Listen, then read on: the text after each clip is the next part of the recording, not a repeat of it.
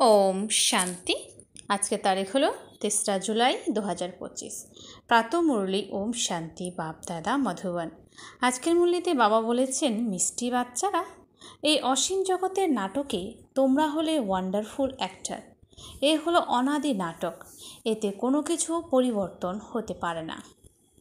তো বাবা বলেছেন যে এই অসীম জগতের নাটকে তোমরা হলে ওয়ান্ডারফুল অ্যাক্টর। এ হলো অনাদি নাটক, এতে কোনো কিছু পরিবর্তন হতে পারে না। প্রশ্ন: বুদ্ধিমান দূরদর্শী বাচ্চারা কোন গোপন রহস্যকে বুঝতে পারে?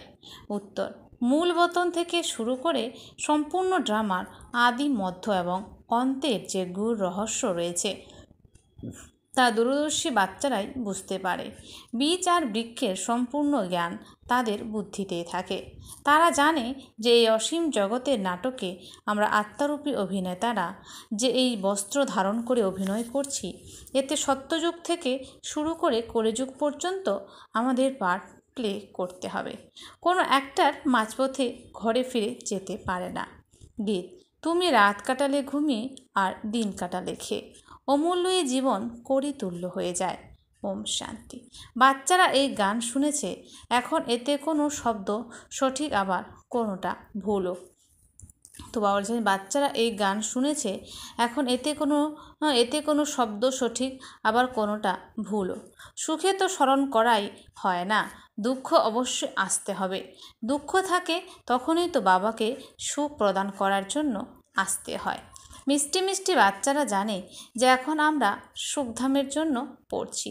শান্তিধাম আর সুখধাম, প্রথমে মুক্তি, তারপর হয় জীবন মুক্তি। শান্তিধাম হলো ঘর, সেখানে কোনো পার্ট প্লে করা হয় না, সব অ্যাক্টররা ঘরে ফিরে যায়। সেখানে কোনো অ্যাক্ট করা হয় না, অ্যাক্ট এই স্টেজেই করা হয়। এও হলো এক স্টেজ। যেমন জাগতিক নাটক হয়, তেমনই এ হলো অসীম জগতের নাটক। এই নাটকের আদি, মধ্য এবং অন্তের রহস্য বাবা ছাড়া আর কেউই বোঝাতে পারে না। বাস্তবে এই যাত্রা বা যুদ্ধ শব্দটি কেবল বোঝানোর জন্য বলা হয়, বাকি এতে যুদ্ধ ইত্যাদি কিছুই নেই। যাত্রাও একটি শব্দ, বাকি একমাত্র হলো তো স্মরণ। তোমরা স্মরণ করতে করতে পবিত্র হয়ে যাবে। ওই যাত্রা ওখানেই বলছে, এই যাত্রাও এখানেই সম্পূর্ণ হবে। তোমাদের কোথাও যেতে হবে না। বাচ্চাদের বোঝানো হয় যে তোমাদের পবিত্র হয়ে ঘরে ফিরে যেতে হবে। অপবিত্র আত্মা তো সেখানে যেতে পারে না। নিজেকে আত্মা মনে করতে হবে। আমি আত্মার মধ্যে সম্পূর্ণ চক্রের পাঠ ভরা রয়েছে। এখন এই পাঠ সম্পূর্ণ হয়েছে। বাবা খুব সহজ রায় দেন যে আমাকে স্মরণ করো, বাকি তো তোমরা এখানে বসে আছো। বাকি তো তোমরা এখানেই বসে আছো, তোমরা অন্য কোথাও যাও না। বাবা এসে বলেন যে তোমরা আমাকে স্মরণ করো, তাহলে পবিত্র হয়ে যাবে। এখানে কোনো যুদ্ধ নেই, নিজেকে কেবল তমপ্রধান থেকে শতপ্রধান বানাতে হবে। এই মায়াকে জয় করতে হবে। বাচ্চারা জানে যে এই 84 চক্র সম্পূর্ণ হয়ে এসেছে। ভারত একসময় শতপ্রধান ছিল, সেখানে অবশ্যই মানুষই ছিল। জমির তো কোনো পরিবর্তন হবে না। এখন তোমরা জানো যে আমরা শতপ্রধান ছিলাম, তারপর তমপ্রধান হয়েছি, আবার আমাদের শতপ্রধান হতে হবে। মানুষ ডাকতেও থাকে, তুমি এসে আমাদের পতীত থেকে পবিত্র করো, কিন্তু তিনি কে বা কিভাবে আসেন তা কিছুই জানে না। বাবা এখন তোমাদের বুদ্ধিমান বানিয়েছেন। তোমরা কত উচ্চ পদ ও পাও। ওখানকার গরিবরা এখানকার বিত্তবানদের থেকেও অনেক উচ্চ হয়। এখানে যত বড় বড় রাজাই থাকুক না কেন, যতই তাদের ধন থাকুক, তারা তো ভিখারি ছিল, তাই না? এদের থেকে ওখানকার সাধারণ প্রজাও অনেক উচ্চ হয়। বাবা এই তফাৎ বলে দেন। রাবণের ছায়া আসাতেই মানুষ পতিত হয়ে যায়। তারা নির্বিকারী দেবতাদের সামনে গিয়ে নিজেদের পতিত বলে মাথা ঠুকতে থাকে। বাবা এখানে এসেই চট করে উপরে তুলে দেন। এ হলো 1 সেকেন্ডের কথা। বাবা এখন তোমাদের জ্ঞানের তৃতীয় নেত্র প্রদান করেছেন। বাচ্চারা তোমরা দূরদর্শী হয়ে যাও। ওপরে মূল বতন থেকে শুরু করে এই ড্রামার সম্পূর্ণ চক্র তোমাদের বুদ্ধিতে স্মরণ আছে। তোমরা যেমন জাগতিক ড্রামা দেখে শোনাও যে কি দেখলে, বুদ্ধিতে ভরা থাকে তারই বর্ণনা করে, আত্মাতে ভর্তি করে নিয়ে আসে, তারপর ডেলিভারি করে দেয়। এ তো হলো অসীম জগতের কথা। বাচ্চারা, তোমাদের বুদ্ধিতে এই অসীম জগতের ড্রামার আদি মধ্য এবং অন্তের রহস্য থাকা উচিত। এই যেই ড্রামা রিপিট হতে থাকে, ওই জাগতিক ড্রামায় তো এক অ্যাক্টর চলে গেলে তার পরিবর্তে আবার অন্য অ্যাক্টর আসতে পারে। কেউ যদি অসুস্থ হয় তাহলে তার পরিবর্তে অন্য কাউকে অ্যাড করে দেবে। এ তো হলো চৈতন্য ড্রামা, এতে সামান্যতম পরিবর্তন হতে পারে না। বাচ্চারা, তোমরা জানো যে আমরা হলাম আত্মা। এ হলো আমাদের শরীররূপী বস্ত্র, যা পরিধান করে আমরা বহুরূপী পার্ট প্লে করি। নাম, রূপ, দেশ, ফিচার্স পরিবর্তন হয়ে যায়। অ্যাক্টরা তো তাদের অ্যাক্ট সম্বন্ধে জানে, তাই না?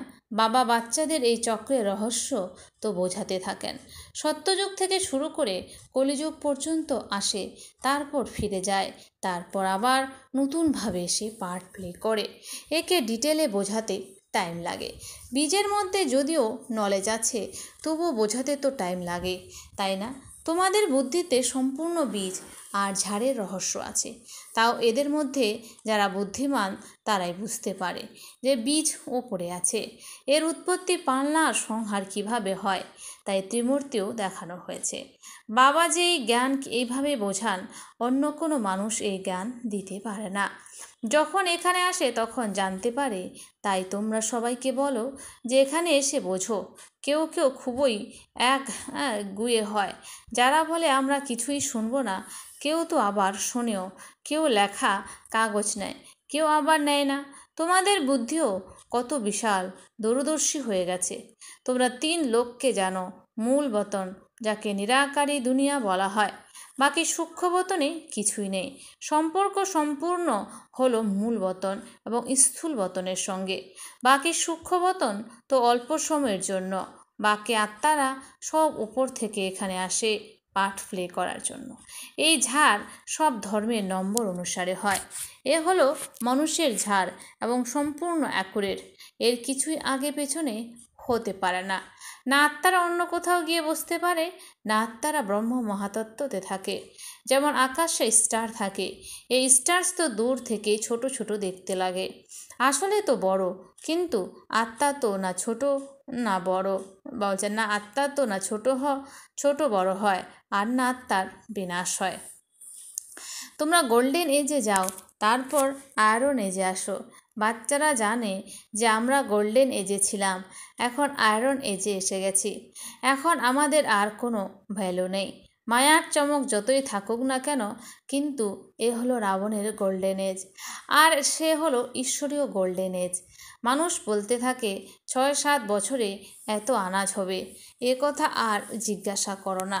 তোমরা দেখো ওদের প্ল্যান কি, আর বাচ্চারা তোমাদের প্ল্যান কি।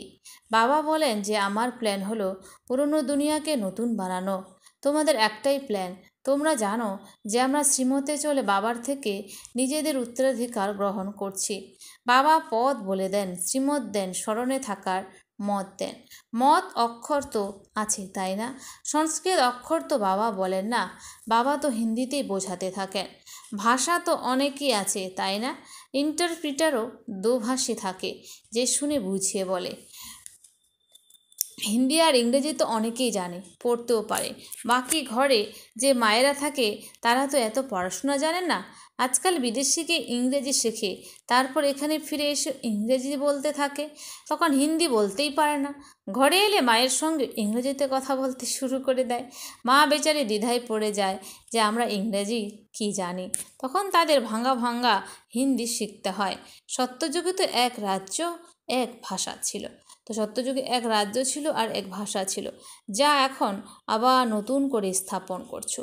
প্রতি 5000 বছর অন্তর এই সৃষ্টির চক্র কীভাবে ঘুরতে থাকে তা বুদ্ধিতে থাকা উচিত।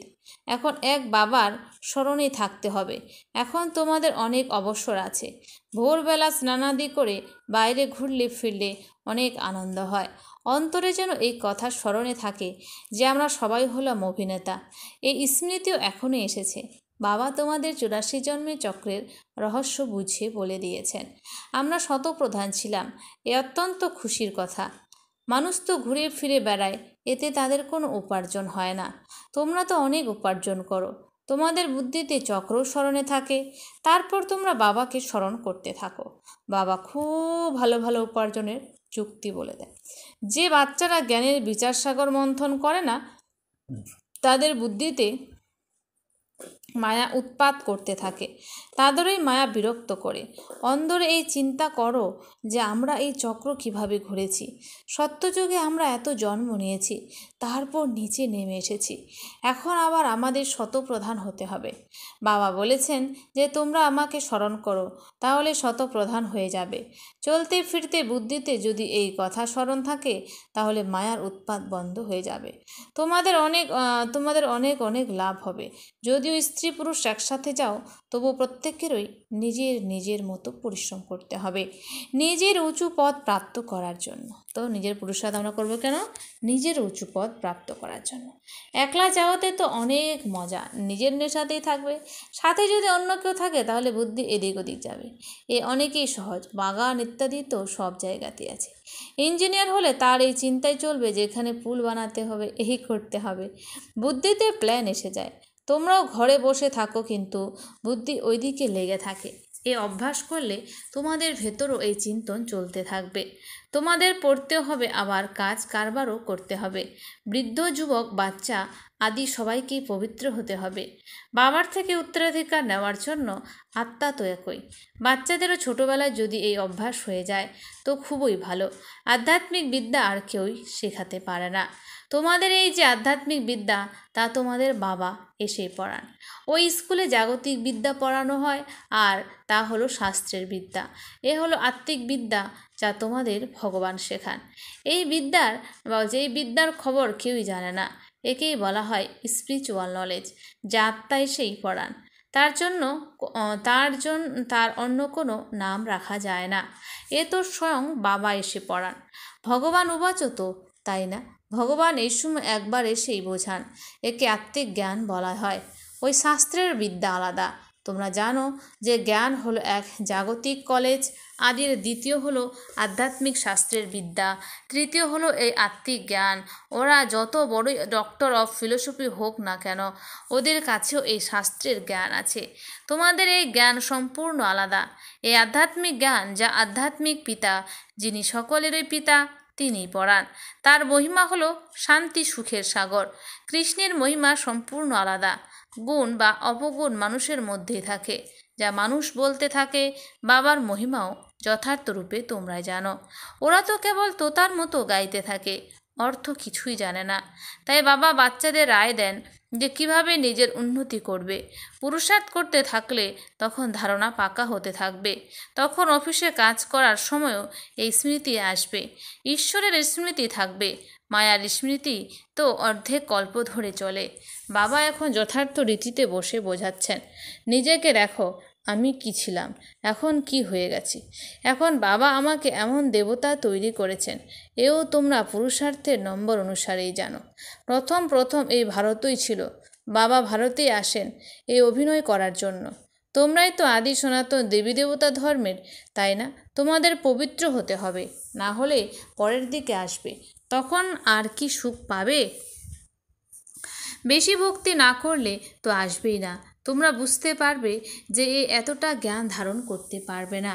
তোমরা বুঝতে তো পারো, তাই না? অনেক পরিশ্রম করে তবুও সামান্য কয়েকজনও এই জ্ঞান ধারণ করতে পারে। পরিশ্রম তো করতেই হবে। পরিশ্রম ছাড়া তো কিছুই পাওয়া যায় না। প্রজা তো তৈরি হতেই থাকে। বাবা বাচ্চাদের উন্নতির জন্য যুক্তি বলে দেন। বাচ্চারা নিজেদের উন্নতি করতে হলে ভোরবেলা স্নানাদি করে একান্তে গিয়ে হাঁটাচলা করো বা বসে যাও। তো বলছে উন্নতি করতে হলে ভোরবেলা স্নানাদি করে একান্তে গিয়ে হাঁটাচলা করো বা বসে যাও। সুস্থতার জন্য হেঁটে চলে স্মরণ করাও ভালো। বাবাও স্মরণে আসবে, আর এ ড্রামার রহস্য বুদ্ধিতে থাকবে। এ কত বড় উপার্জন! এই হলো প্রকৃত উপার্জন।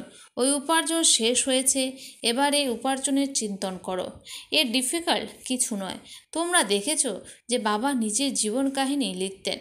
আজ এই সময় উঠেছি, তারপর এই করেছি। ভাবতেন যে পরে যারা আসবে তারা এই লেখা পড়ে শিখবে।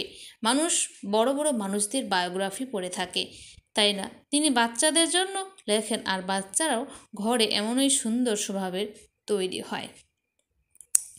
বাচ্চারা এখন তোমাদের পুরুষার্থ করে শতপ্রধান হতে হবে, আবার শতপ্রধান দুনিয়ার রাজত্ব নিতে হবে। তোমরা জানো যে কল্প আমরা রাজত্ব গ্রহণ করি, তারপর তা হারিয়ে ফেলি। তোমাদের বুদ্ধিতে সমস্ত কিছুই আছে। এ হলো নতুন দুনিয়া, নতুন ধর্মের জন্য নতুন জ্ঞান। তাই মিষ্টি মিষ্টি বাচ্চাদের তিনি আবারও বোঝান, তোমরা শীঘ্রই পুরুষার্থ করো। শরীরের ওপর তো কোনো ভরসায় নেই। আজকাল মৃত্যু অনেক সহজ হয়ে গেছে, ওখানে অমরলোকে এমন মৃত্যু কখনোই হয় না। এখানে তো বসে বসেও কীভাবে মরে যায়। তাই নিজের পুরুষার্থ করতে থাকো, জমা করতে থাকো। নিজের পুরুষার্থ করো, জমা করো। আচ্ছা, জমা করতে থাকো। আচ্ছা, মিষ্টি মিষ্টি হারানিধি বাচ্চাদের প্রতি মাতা পিতা বাপদাদার স্মরণে স্নেহ সুমন আর সুপ্রভাত। আত্মাদের পিতা তার আত্মারূপী বাচ্চাদেরকে জানাচ্ছে নমস্কার। আমরা সমস্ত আত্মারূপী বাচ্চারা জানাই মাতা পিতা বাপদাদাকে স্নেহ সুমন আর নমস্কার। ধারণার জন্যে মুখ্য সার। 1 নাম্বার, বুদ্ধিকে জ্ঞান চিন্তনে বিজে রাখার জন্য অভ্যাস করতে হবে। তো বুদ্ধিকে জ্ঞান চিন্তনে বিজে রাখার জন্য অভ্যাস করতে হবে। যখনই সময় পাবে একান্তে গিয়ে বিচার সাগর মন্থন করতে হবে। বাবাকে স্মরণ করে প্রকৃত উপার্জন জমা করতে হবে। 2, দূরদর্শী হয়ে এই অসীম জগতের নাটককে যথার্থ রীতিতে বুঝতে হবে। তো আছে দূরদর্শী হয়ে এই অসীম জগতের নাটককে যথার্থ রীতিতে বুঝতে হবে। সমস্ত অভিনেতাদের পাঠকে সাক্ষী হয়ে দেখতে হবে। বরদান, মধুরতার বরদানের দ্বারা সদা এগিয়ে চলা শ্রেষ্ঠ আত্মা ভব। মধুরতার বরদানের দ্বারা সদা এগিয়ে চলা শ্রেষ্ঠ আত্মা ভব। মধুরতা এমনই এক বিশাল ধারণা যা তিক্ত ধরণীকেও মধুর বানিয়ে দেয়। তো মধুরতা এমন এক বিশেষ ধারণা যা তিক্ত ধরণীকেও মধুর বানিয়ে দেয়। যে কাউকে 2 মিনিট মিষ্টি দৃষ্টি দিয়ে দাও, মিষ্টি বাণী বলে দাও, তাহলে যে কোনো আত্মাকে সদা কালের জন্য ভরপুর করে দিতে পারবে। 2 মিনিটের মিষ্টি দৃষ্টি বা বাণী সে আত্মার দৃষ্টি পরিবর্তন করে দেবে। তোমাদের 2টি মধুর কথাও সদাকালের জন্য তার পরিবর্তন হওয়ার নিমিত্ত হয়ে যাবে। এই জন্য মধুরতার বরদান সদা সাথে রাখবে, সদা মিষ্টি হয়ে থাকবে আর সবাইকে মিষ্টি বানাবে। স্লোগান, সকল পরিস্থিতিতে রাজি থাকো, তাহলে রাজ যুক্ত হয়ে যাবে। সকল পরিস্থিতিতে রাজি থাকো, তাহলে রাজ যুক্ত হয়ে যাবে। অব্যক্ত ইশারা, সংকল্পের শক্তি জমা করে শ্রেষ্ঠ সেবার নিমিত্ত হও। সংকল্পের শক্তি জমা করে শ্রেষ্ঠ সেবার নিমিত্ত হও। যখন অন্যান্য সকল সংকল্প শান্ত হয়ে যায়, ব্যাস এক বাবা আর তুমি। বাবা বলছে, যখন অন্যান্য সকল সংকল্প শান্ত হয়ে যায়, ব্যাস এক বাবা আর তুমি। এই মিলনের অনুভূতির সংকল্প থাকে, তখন সংকল্প শক্তি জমা হয় আর যোগ পাওয়ারফুল হয়ে যায়। এর জন্য অন্তর্লীন করার বা চারিদিক থেকে নিজের মন বুদ্ধিকে গুটিয়ে ফেলার শক্তি ধারণ করো। সংকল্পের উপর ফুল ব্রেক লাগাবে, আলগা নয়। যদি 1 সেকেন্ডের পরিবর্তে বেশি সময় লেগে যায়, তাহলে অন্তর্লীন করার শক্তি দুর্বল হয়ে যাবে। আচ্ছা, ওম শান্তি। ধন্যবাদ বাবা আজকের এই সুন্দর মিষ্টি মুরলির জন্য।